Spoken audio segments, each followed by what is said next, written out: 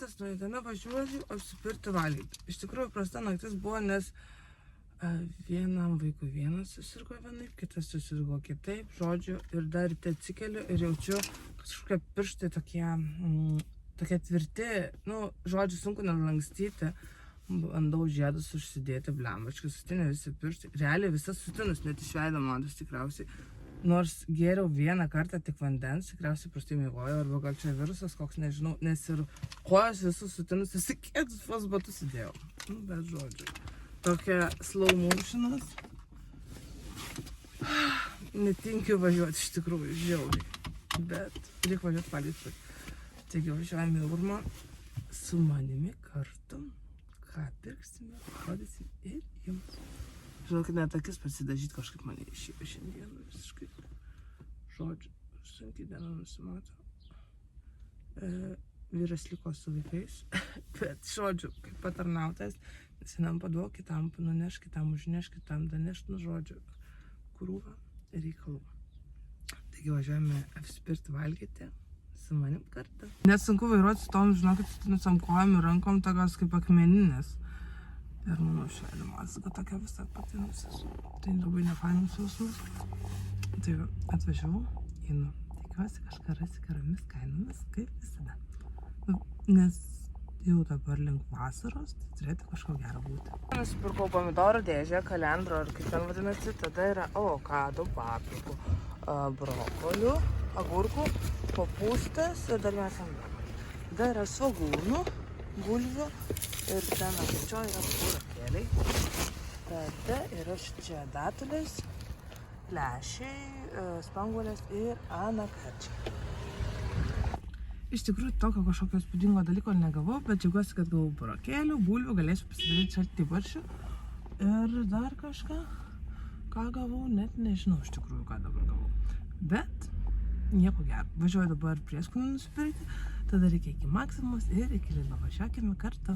Apsipirkau Urmę, privažiavau prie Urmo centrinio, čia kur yra turgus, kad į Baivą nuveiti ir nupirkti prieskonių, bet atsiminiau, kad prieskonių kaip ir turiu. Tai vadinasi, promo nereikia, nes turime kruopų visokiausių. Reikia dabar važiuoti tada iki Maksimos ir iki Lidlo. Tai važiuokime, draugė. Iš tikrųjų, tai man žiauriai šalta. Jaučiu ir aš susirgau. Belia kaip šalta. Nors atrodo normaliai apsirinko, bet žiauriai šalta ir negera. Kažkaip kaulus visus laužti pradėjo. Tai reikia pabaigti apsipirkti, važiuoti namo. Ir batus kas išgerti, kad pasveikti.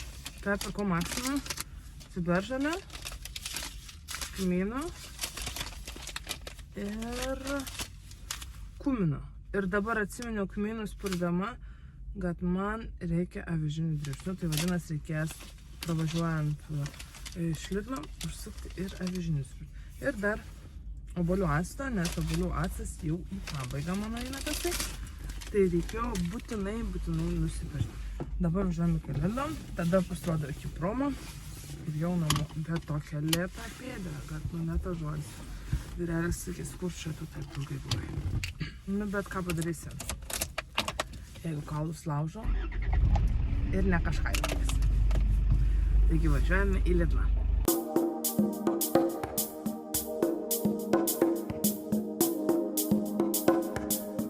Kaip aš apsidžiaugiau, kad Lidle buvo mano mėgiamiausiam prieskoniams su alyvuogėm nuolaida.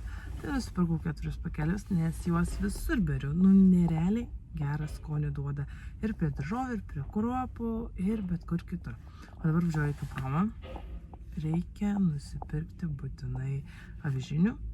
Ir atrodo viskas. Bet to dabar vaikščiau Maksimoje ir Lidle ir mačiau, kad tie pomidorai kainuoja ganėtinai daug, o aš mokėjau už kilą €1,40, o čia 2 eurai mačiau visur beveik yra.